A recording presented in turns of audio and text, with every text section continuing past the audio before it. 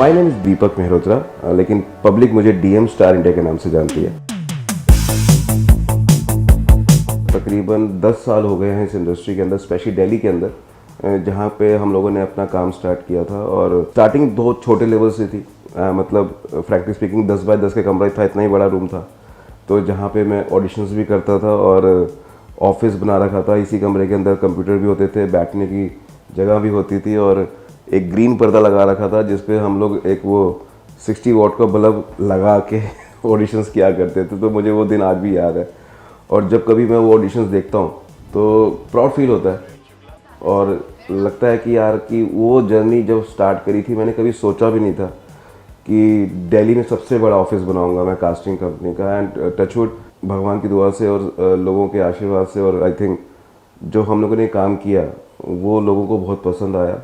और सबसे बड़ी बात ये थी कि काम में हम लोगों ने जेन्युइनिटी रखी, ये नहीं रखा कि हमने किसी को चीट करने की कोशिश नहीं करी, किसी को हमने फालतू रजिस्ट्रेशन या ये इस तरीके से पोर्टफोलियो के नाम पे हमने पैसे इकट्ठे नहीं करने शुरू किए।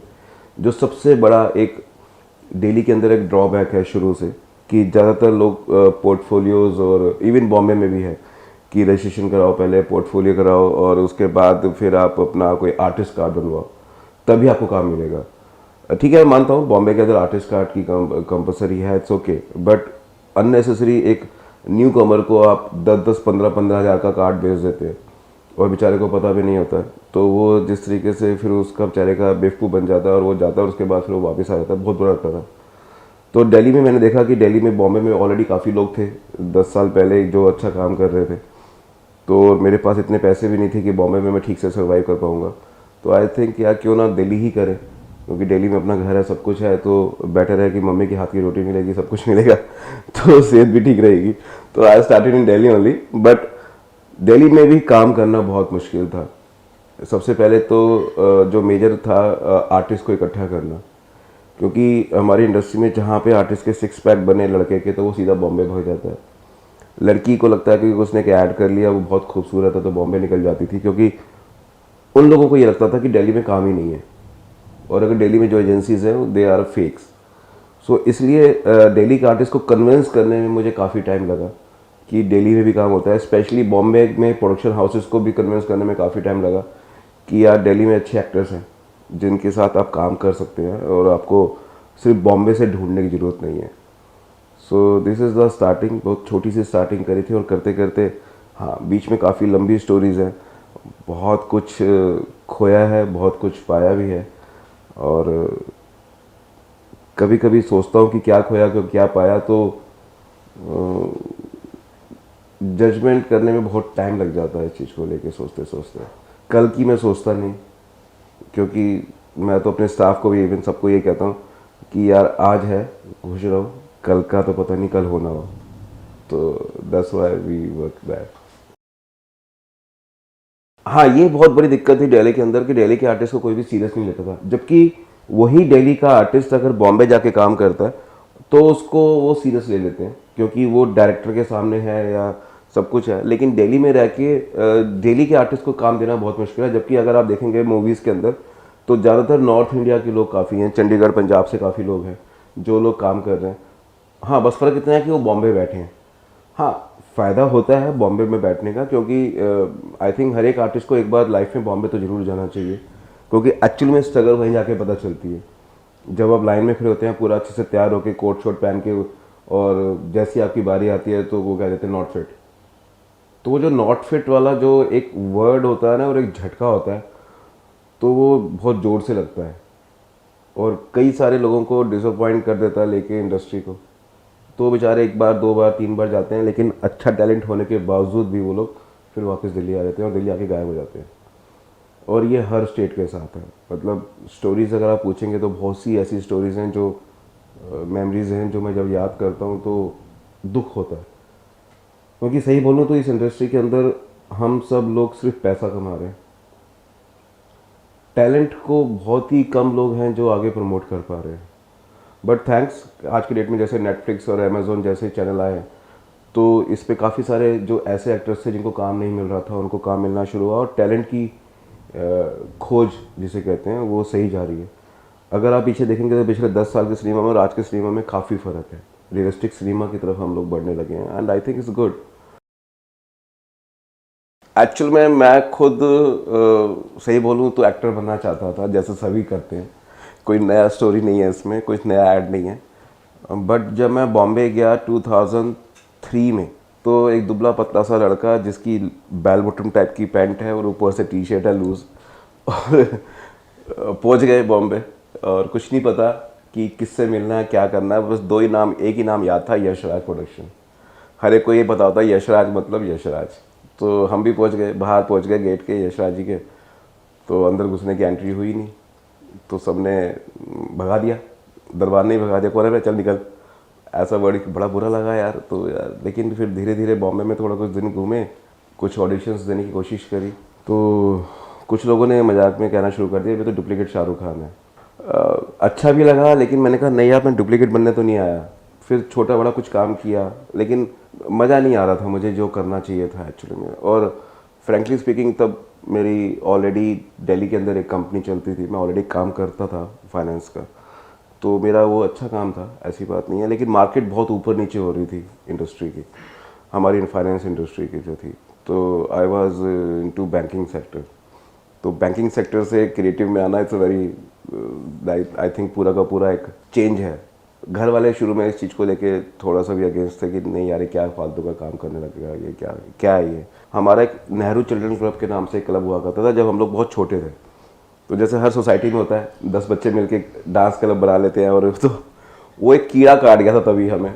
तो हम हर साल एक फंक्शन किया करते थे मई जून में, और पूरी एक टिकट बांटते थे लोगों को और गाने किया करते थे, मेरा नाम जोकर पे, कभी किसी पे किसी पे। मैंने खुद भी पार्ट किया था एक बार, मुझे जैसे याद है। तो वो एक छोटा छोटा एक स्टेप बाय स्टेप एक दिमाग में एक चीज चलने लगी थी कि यार कि कुछ हमें करना है लाइफ में। मैंने प्यार किया आई थी जब 87 बार 87 टाइम्स मैंने हॉल पे देखी थी वो मूवी, इतनी अच्छी लगी थी मुझे वो। मैंने प्यार किया तो मुझे गाने, डायलॉग सब कुछ याद थे उसके, मतलब सीन टू सीन उसका सब कुछ याद होता था। छोटी बड़ी फिर लाइफ बड़ी आ गया धीरे धीरे। बहुत सी रिस्पॉन्सिबिलिटीज़ आनी शुरू हुई। 93 में मेरी पहली जॉब लगी, और जिसकी सैलरी थी 800 रुपये। तो 800 रुपये की सैलरी पे मैं लगा था, और एलेम्बिक केमिकल्स करके कंपनी थी, तो जहाँ पे मुझे सिर्फ स्टोर इंचार्ज का काम दिया गया था। दवाइयाँ आ रही हैं, दवाइयाँ जा रही हैं, और गिन रहे हैं आप, और एक पुराना सा पंखा लगा है जो बहुत आवाज़ करता है, गोल गोल घड़ घड़ घड़ घड़ घड़ घड़, और आपको उसमें बैठ के काम करना है। तो वो दिन याद है मुझे। शायद आजकल के लड़के ये नहीं सोच सकते कि मेहनत कितनी करनी पड़ती है कभी कभी। तो एज एन एक्टर भी अगर आप सोचेंगे ये चीज़ कि आपको मेहनत करनी पड़ेगी, तो मैंने वो दिन देखे हैं। भगवान ना करे कभी किसी को ऐसे दिन देखने पड़े, लेकिन मैंने देखे हैं। और वहाँ आने के बाद जब आपको, मैं फिर दूसरी कंपनी में गया, तो वहाँ पे मुझे मेरी काबिलियत पे खुश होकर, मेरे काम पे खुश होकर उन लोगों ने मुझे एकदम से LMS स्कूटर गिफ्ट कर दिया। कई साल काम किया। फिर 2000 में मार्केट काफ़ी क्रश हुई, हमारी फिक्स डिपॉजिट मार्केट थी, मैं बैंकिंग सेक्टर में था, तो वो कंपनी रातों रात बंद हो गई, मैं फिर सड़क पे आ गया। ऐसी बहुत सी छोटी मोटी स्टोरीज है, जो मेमोरीज हैं, जो मैं याद करता हूँ तो बहुत दुख होता है कभी कभी, लेकिन बहुत प्राउड भी होता है कि मैंने अचीव किया। अपनी फैमिली को सपोर्ट किया, पूरा का पूरा करने की कोशिश करी, लेकिन अपना बिजनेस भी स्टार्ट किया फिर। तो उतार चढ़ाव तो हर एक लाइफ के अंदर होते ही है। तो ऐसे ही करते करते पता नहीं कहाँ से मैं फिर बॉम्बे गया, बॉम्बे में स्ट्रगल किया, नहीं कुछ बात बनी, फिर दिल्ली आ गया, फिर अपना बिजनेस स्टार्ट किया। तो लाइफ ऊपर नीचे चल रही थी, तो मुझे लगा यार बहुत हो गया। फिर एक बारी कंपनी, फिर वो मार्केट पूरी बैंक करप्ट हुई, पूरी इंडिया में और वर्ल्ड वाइज काफ़ी सारे बैंक्स करप्ट हुए थे, आपको अगर याद होगा 2008-7 की बात है। तो मेरा बिजनेस था काफ़ी इफेक्ट किया एकदम से। I lost around 2 crore rupees in one night. एक ही रात के अंदर इतना पैसा खो जाना, मतलब कैलकुलेट करूँ अगर मैं, तो खैर मैंने धीरे धीरे उस चीज़ को फिर सर्वाइव किया। और मेरा काफ़ी बड़ा ऑफिस हुआ करता था, लेकिन उसके बाद फिर मेरे पास रह गया था तो एक ऑफिस के नाम पे मेरे पास एक लैपटॉप और एक मारुति 800 पुरानी सी, जिसका AC ख़राब था। एक्चुअल में बोला था, वहाँ से मैंने एग्जैक्ट कास्टिंग करनी स्टार्ट करी। मतलब कैरियर इसको मैंने चुन लिया था कि अब तो बेटा यही करना, क्योंकि बहुत हो गया है ना, इधर उधर धक्के खाते खाते, अब करेंगे तो फिर कुछ अच्छा ही करेंगे, अब आर या पार। सो मैं 2008 में मैं बॉम्बे चला गया, फाइनली शिफ्ट हो गया। मतलब पहले तो आने जाने लगा रहता था, कुछ काम भी करते रहते थे हम लोग, और वहाँ जाके फिर मैंने अपनी मार्केट बनानी स्टार्ट करी, लोगों से मिलना स्टार्ट किया, बहुत टाइम कटिंग वाली चाय पी, बड़ा पाव खाया।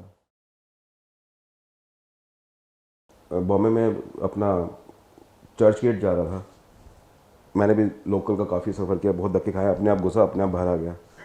देखा एक ट्रेन आई थी किसी स्टेट से, और वहाँ से एक बंदा पूरा उतरा है, बैग है हाथ में उसके, और लाल कोट है, पीली पैंट है, और जूते जरूर फटे हुए हैं लेकिन उसके बैग भी हल्का सा कहीं से फट रहा है, और उसमें स्वेटर दिख रहे थे, और वो बंदा बिल्कुल चश्मा लगा के और स्टाइल से उतरा जैसे शाहरुख खान साहब उतर रहे हैं ट्रेन से। मैं उस समय स्टेशन पे चाय पी रहा था खड़ा हुआ, तो सामने से वो ट्रेन आती है स्टेशन पे, मैं लोकल का वेट कर रहा था, तो अचानक से वो मेरे पास ही आ गया सीधा, और छूटते ही बोलता है यशराज जाना है। तो मुझे अपने दिन याद आ गए कि यार कई साल पहले मैं भी ऐसे ही आया था, मैं भी सीधा यशराज पहुंच गया था। तो मैंने कहा क्या है, मतलब क्यों जाना है? सर हमें फ़ोन आया है, और हमें फ़ोन आया कि हम सिलेक्ट हो गए हैं, और हमें, मैं कहा यशराज से फ़ोन तो नहीं आया होगा भाई, ऐसे यशराज वाले तो ऐसे काम नहीं करते। तो कहता नहीं हमें तो अभी, मैंने कहा भाई किसी आदमी का फ़ोन आ गया होगा, और नहीं हम तो अपना आ गए, हम हीरो बन रहे हैं, हमारे पूरे गांव में पता है कि हम हीरो बनने जा रहे हैं। और फिर मैंने जब बात करनी स्टार्ट करी तो मुझे पता चला कि वो उसने कुछ अपना खेत वेत बेच के वो आया है, और बॉम्बे आ गया, और उसको पता नहीं जाना कहाँ है। तो मुझे बड़ा अजीब लगा, बड़ा उसको मैंने, लेकिन मैंने उसको समझाने की कोशिश की, लेकिन वो समझा नहीं, क्योंकि उसके दिमाग में सिर्फ हीरो बनने का भूत सवार था उससे। तो जो अपने पेरेंट्स और अपनी फैमिली से लड़के आ सकता है, तो वो मेरी बात क्यों सुनेगा?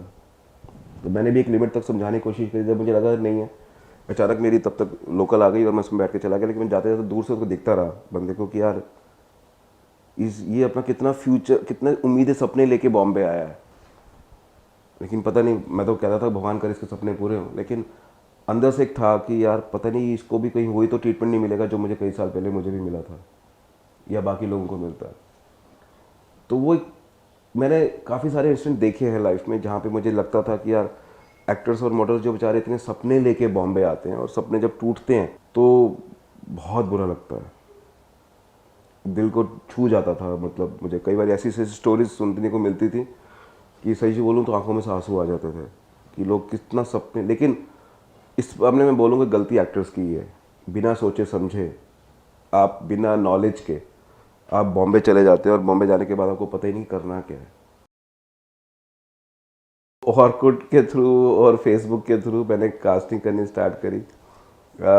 बॉम्बे गया था तो ऑलरेडी कुछ लोगों से जान पहचान हो गई थी, कुछ कास्टिंग वालों से। तो मेरे पास पहली कास्टिंग आई महाभारत की, तो मैंने त्रिवेणी कला संगम मंडी हाउस में मैंने इसके ऑडिशन किए, दिल्ली और चंडीगढ़। काफ़ी अच्छा रिस्पांस मुझे मिला। अब कैसे बने इतना तो मुझे याद नहीं कैसे लोग मिले, लेकिन बस जुड़ते चले गए, लोग जुड़ते चले गए और मैं चलता चला गया। तो पीछे पीछे और काफ़ी अच्छे ऑडिशन हुए, स्वास्तिक पिक्चर के थे ऑडिशंस थे, उन्होंने मेरी स्टार्टिंग मेरी एक तरीके से मैं कह सकता हूँ कराया, और फिर मैं रुका नहीं। तब मेरे पास ऑफिस नहीं हुआ करता था, तब मैं कहीं दिल्ली में कहीं और उनके ऑडिशंस भी किया करता था, क्योंकि मेरा पहले तो मैं अपने कमरे में ऑडिशन कर लिया करता था, लेकिन धीरे धीरे जब मुझे लगा कि नहीं यार मैं 100 लोगों को थोड़ी ला सकता हूँ यहाँ पे ऑडिशन के लिए, तो मैं फिर कहीं पे रेंट पे लेना स्टार्ट किया। फिर अचानक से एक दिन मुझे यशराज से फ़ोन आया, और वहाँ से आया कि एक फिल्म की कास्टिंग करनी है हम दिल्ली में, और उसके ऑडिशंस करने, कास्टिंग तो नहीं बोलूँगा, उन्होंने बोला कि ऑडिशंस करने हैं। तो मैंने कहा ठीक है, बंडी हाउस में मैंने ऑडिशन का बुक किया हॉल। बाकी लोग दिल्ली आए, और उन लोगों ने हम लोगों ने ऑडिशन करने स्टार्ट किए। तकरीबन 5,000 लोग आए थे 3 दिन के अंदर, और उनको एक्सपेक्ट भी नहीं था कि इतने लोग आ जाएंगे। तो 5,000 लोगों का जब ऑडिशन हुआ, तो वो लोग बेचारे 3 दिन के लिए आए थे, लेकिन उनको 10 दिन रुकना पड़ा। एक बहुत बड़ी अचीवमेंट थी उस टाइम पे हमारी। और कुछ लोगों ने मेरे खिलाफ बोलना भी शुरू किया कि ये तो पैसे लेके कर रहा है, ये कर रहा है, वो कर रहा है। वो होता है, हर जगह होता है, तो वो नेगेटिव पब्लिसिटी भी होती है हर जगह पे। तो मैंने कहा अपने आप को प्रूव किया, नहीं ऐसा कुछ नहीं है। काफ़ी बढ़ते चले गए फिर। और दिल्ली के अंदर काफ़ी सारे एक्टर्स हैं जिनको हमने काम दिया है। अगर मैं बात करूं अब तक क्राउड को छोड़ के, एक्टर्स जिसकी मैं बात करूं जो टीवी सीरियल्स, मूवीज़ और वेब सीरीज़ या टीवी कमर्शियल्स में दिखाई देते हैं, टीवी कमर्शियल्स हमने बहुत किए। और सबसे बड़ी बात यह है कि डीएम स्टार इंडिया के अंदर फ्रेशर्स को बहुत काम मिला है। आपके पास एक्सपीरियंस नहीं है, आपके पास कोई बैकग्राउंड नहीं है, आपके पास किसी का लेटर नहीं है, किसी की सिफारिश नहीं है, आपने बहुत बड़ी किसी इंस्टीट्यूट से कोर्स नहीं किया हुआ, और तब भी आप हमारे यहाँ पे आते हैं और हम आपका एक ऑडिशन करते हैं और कोशिश करते हैं आपको समझाने की। Thanks to my team, basically they are very cooperative. वो हर एक एक्टर को ठीक से कंफर्ट का जोन देते हैं, उनसे बात करते हैं, उनसे कोशिश करते हैं उनसे एक्टिंग निकलवाने की, और सिलेक्शन हो जाता है। सबका तो नहीं हो पाता, लेकिन काफ़ी लोगों का होता है, क्योंकि सबसे पहले हमने अपने काम के अंदर जो है हमने एक ट्रांसपेरेंसी रखी है। सबको बोला गया कि कोई कार्ड नहीं चाहिए, सबको बोला गया कोई पोर्टफोलियो नहीं चाहिए, सबको बोला गया कोई फीस नहीं है। और धीरे धीरे सब लोगों को पता चलने से लगा, बॉम्बे में लोगों को पता चलने से लगा कि हाँ यार, यहाँ पे जेन्युइन तरीके से काम होता है। प्रॉपर एक स्पेस है बैठने का, प्रॉपर उनको हम लोग एक कंफर्ट जोन देते हैं जहाँ पे वो लोग अपना आप को परफॉर्म कर सकें। टाइम देते हैं, सबसे बड़ी बात है कि टाइम देते हैं आर्टिस्ट को कि आप अपना ऑडिशन ठीक से करो। बस अपने काम को लेके हम लोगों ने कभी ये नहीं कहा कि ये नहीं करना, वो नहीं करना, आज थक गए, ऐसा कभी नहीं हुआ। टचवुड, आज बॉम्बे में सब अच्छे से जानते हैं, और ये सब हमारी टीम का और मेरा और सबका एक हार्डवर्क ही है जो हम दिल्ली में अपने आप को इतने अच्छे तरीके से इस्टेब्लिश कर सके हैं। सबसे पहले हमारे पास जब कोई कास्टिंग आती है तो हमारे पास एक ब्रीफ आता है, जिसमें सिनॉप्सिस जिसको हम लोग बोल सकते हैं। उस सिनॉप्सिस के अंदर पूरा मूवी का अगर मैं बात करूं तो मूवी के अंदर की एक छोटी सी शॉर्ट स्टोरी होती है। उसके अंदर बताया गया होता है कि ये कहानी का बैकग्राउंड है, और उसके अकॉर्डिंगली फिर हमें डायरेक्टर साहब या एजेंसी के थ्रू या प्रोडक्शन हाउस के थ्रू हमारे पास एक लिस्ट आती है एक्टर्स की। उसमें हर एक एक्टर का एज और एक ब्रीफ लिखा होता है कि ये बेसिकली अगर इंस्पेक्टर है तो ये कानपुर का है या पंजाब का है, अगर ये एक लेडी है तो यूपी की है या बनारस की है, सॉरी या दिल्ली की है, अप मार्केट है या थोड़ी मिडिल क्लास फैमिली से बिलोंग करती है, या एक वर्कर दिखाना उसको, किसी कॉर्पोरेट वुमेन है वो।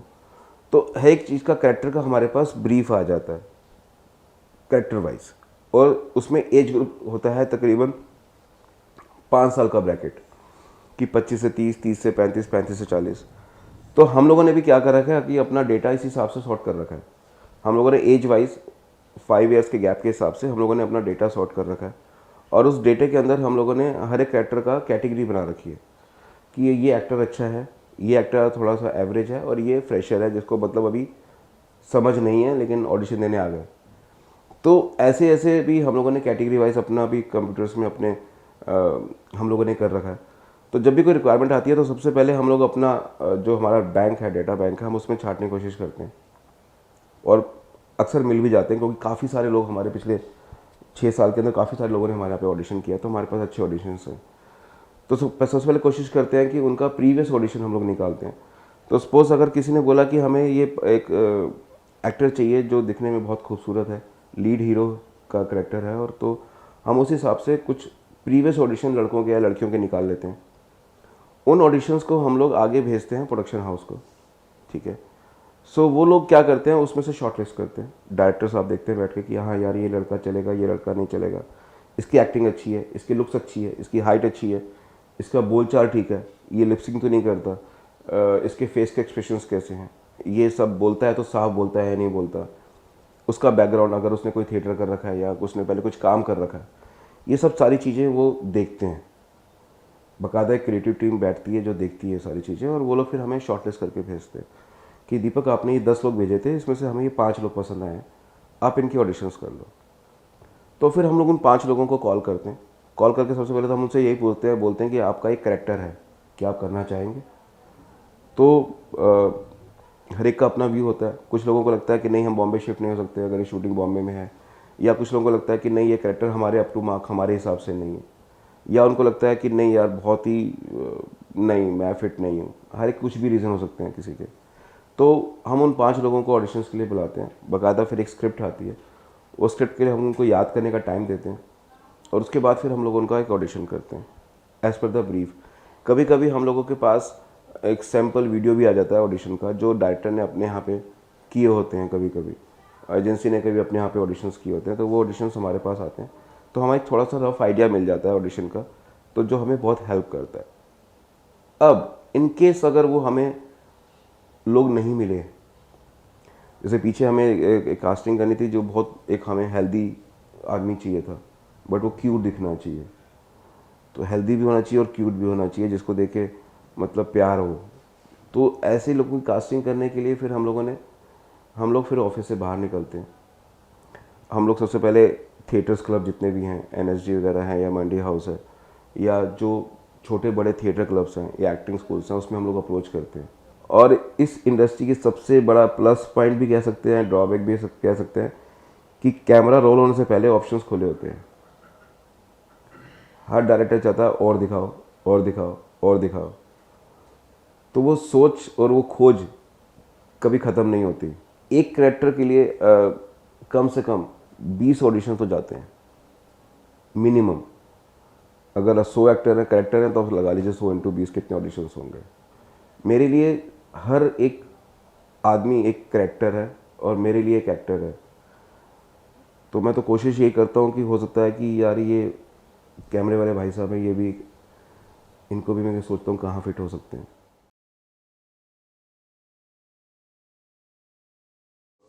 अच्छे एक्टर्स की कमी इंडस्ट्री में अभी भी है। I am not here to जज एनीबॉडी फर्स्ट ऑफ ऑल, ठीक है। ऐसा नहीं था कि मैं किसी को जज करूँ और उसको बोलूँ कि नहीं तू बहुत अच्छा एक्टर है, गंदा एक्टर है। ये एक अच्छा एक्टर और गंदा, हाँ, हम लोग इनिशियली तो करते हैं 20%। जैसे मैं अगर मैं बोलूँ तो मैं एज एन एक्टर की लाइफ को लेके चलता हूँ कि 25% उसका टैलेंट, 25% उसका लुक्स कैरेक्टर के साथ, 25% उसकी मार्केटिंग, मतलब जब वो आता है ऑडिशन देने कैसा बिहेव करता है, किससे किस तरीके से बात करता है, उसका नॉलेज, जनरल नॉलेज जैसे कहते हैं हम लोग बात करते हैं, तो ये 75% हो गया। और 25% उसका लक, क्योंकि जब वो ऑडिशन देने आया था तो उससे पहले भी कुछ लोग आए थे ऑडिशन देने के लिए और उसके जाने के बाद भी कुछ लोग ऑडिशन दे के गए हैं। सिलेक्शन तो एक ही का होना है।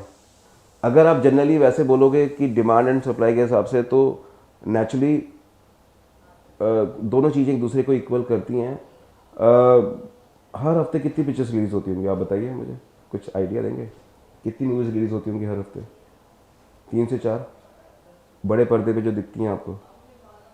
उन 3 से 4 मूवीज़ को अगर आप कैलकुलेट करो महीने के हिसाब से, तो तकरीबन 20-25 मूवीज़ बड़े पर्दे पे जो रिलीज़ होती हैं मल्टी स्टारर एक्टर्स के साथ। अगर आप उसको मल्टीप्लाई करोगे 12 से 12, एक साल में 12 से, तो तकरीबन 250 फिल्में रिलीज़, अप्रॉक्सीमेटली 220-250 फिल्में होती हैं, 250 मूवीज़ हर साल रिलीज़ होती हैं बड़े पर्दे पे। ये बात कर रहा हूँ मैं इंडियन बॉलीवुड, इंडियन उसकी अपनी मूवीज़ की, हिंदी बॉलीवुड मूवीज़ की। तो हमें कितने हीरो चाहिए? 220। अगर आप कैलकुलेट करोगे तो सलमान खान, शाहरुख खान, आमिर खान, नवाजुद्दीन और ये सब मिला मिलू के हमारे पास अगर बड़े बड़े जो नॉन फेसेस नेम हैं वो 20-30-40 से ऊपर नहीं है। और ये लोग साल में 2 फिल्में, चलो कुछ 3 फिल्में कर लेते हैं। अब आमिर खान साहब एक ही फिल्म करेंगे, सलमान खान जी 1 या 2 फिल्म कर लेंगे, अक्षय कुमार जी 2 या 3 फिल्में कर लेंगे हर साल में। लेकिन ज़्यादातर जो मूवीज़ आती हैं, तो अगर देखा जाएगा तो हमारे पास 30-40 से ऊपर से एक्टर नहीं है, हीरो जिनके नाम सबको याद हैं। और मैं अगर 40 × 2 कर देता तो 80 हो जाता है। तो 250 में से 80 माइनस कर दो, बाकी की फिल्में किसने करी और वो रिलीज़ हुई हैं। यानी कि जो बाकी की मूवीज़ जो रिलीज़ हुई हैं वो किसी न्यू कमर्स ने करी हैं, नए लोगों को चांस मिला है। बट द दिक्कत क्या है हमारे पास इंडस्ट्री के अंदर, लोगों को पता ही नहीं कि अप्रोच किसको करना है और कैसे करना और कब करना। Right time, right people, right approach. तो अगर आप सही तरीके से अप्रोच करेंगे तो आपको काम जरूर मिलेगा। ये बात तो मैं काम कर रहा हूँ, बात कर रहा हूँ सिर्फ आपसे अभी इंडियन बॉलीवुड इंडस्ट्री की। अभी साउथ, अभी पंजाबी, अभी मराठी सिनेमा, अभी गुजराती सिनेमा, अभी राजस्थानी पिक्चर्स, और इन सबसे बावजूद मैं बात करूँगा तो टीवी सीरियल्स, एक दिन में कम से कम 10 से 15 टीवी सीरियल्स आते हैं और हर चौथे दिन आपको एक नया सीरियल दिख जाता है। मैं बात करूँगा फैशन शोज़ की, मैं बात करूँगा प्रिंट शूट की, मैं बात करूँगा हॉलीवुड मूवीज़ की। इवन आज की डेट में हमारे इंडिया के लोग हॉलीवुड भी करते हैं। इंडस्ट्री बहुत बड़ी है, लोगों को घर बैठ के ही सोचते हैं कि हमें काम मिल जाएगा, या जो जेन्युइन भी हैं उनको पता ही नहीं कि एक्चुअली में अप्रोच कैसे करना है और किन को करना और कब करना। क्योंकि हमारी इंडस्ट्री में सबसे बड़ी बात तो सिक्योरिटी की भी है, चाहे वो आज की डेट में चाहे लड़की हो चाहे लड़का हो, तो वो उनको भी सिक्योरिटी चाहिए होती है। उनको पता नहीं होता कि किसी ने अगर रात को शाम को 6 बजे बुला लिया तो उनको लगता है यार पता नहीं क्यों बुला लिया। अब अगर आप जैसे अभी से मैं बात कर रहा था तो आपको मैंने कहा था कि नहीं सुबह आ जाओ या शाम को आ जाओ, क्योंकि अब मैं फ्री तभी होता हूँ। एटलीस्ट जब तक आप किसी से मिलोगे नहीं तो आपको जेन्युइन और फेक का पता नहीं चलेगा कि कौन है। तो एटलीस्ट मिलना सबसे चाहिए, क्योंकि मिलने के बाद ही पता चलेगा आपको कि वो बंदा सही है या गलत है। एंड हर एक आर्टिस्ट को अपनी लिमिट पता होनी चाहिए। अगर कोई आदमी अपनी लिमिट क्रॉस कर रहा है तो उसको लिमिट तब क्रॉस करेगा जब आप अपनी लिमिट क्रॉस करोगे। तो ये छोटी छोटी चीज़ें हैं जिसको लेके हम लोग लोगों को सिखाने की कोशिश करते हैं। हमें भी एक नए शाहरुख खान, एक नए रणबीर कपूर की तलाश है, एक नई माधुरी दीक्षित की तलाश है, एक नए राज कपूर की तलाश है। तो अगर आपके अंदर वो टैलेंट है, आपको लगता है कि आप अलग हैं उन सब से और अपने आप को इंडस्ट्री में आप आना चाहते हैं, तो हमें ज़रूर कांटेक्ट कीजिए, मैडम को कांटेक्ट कीजिए, इनकी वेबसाइट पे जाइए और जितना जल्दी हो सकता है हमारे से कांटेक्ट कीजिए।